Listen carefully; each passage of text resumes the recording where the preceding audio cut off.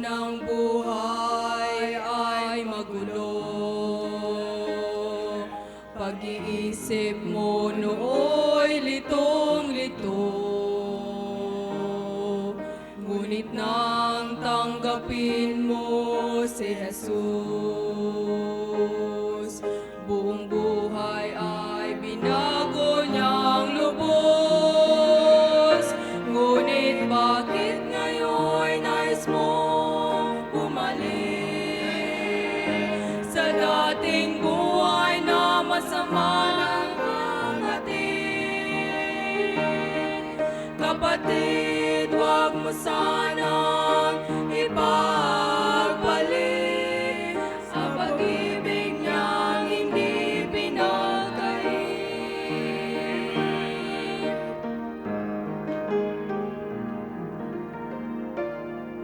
Dun sa krus, si Kristo'y namatay. Buhay niya sa atin ay inialay. Kahit na di dapat siya ang magdusa, tinanggap dahil tayo ay mahal niya. Ngunit bakit ngayon nais mong bumalik sa dating buhay na masama lang ang atin?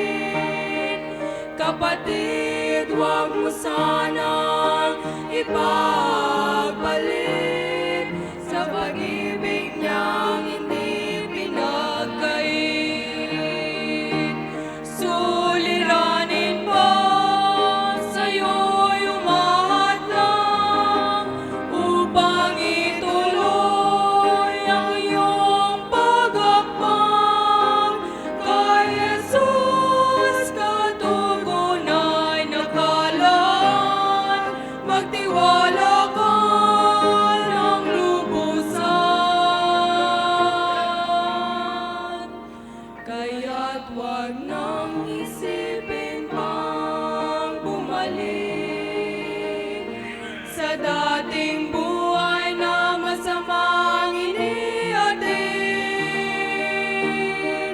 Kapatid, sana'y muli kang pahatid sa Diyos na wagas ang pag-ibig,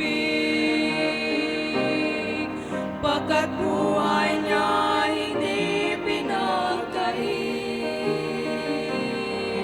Pag-ibig niya huwag mong ipagpalit.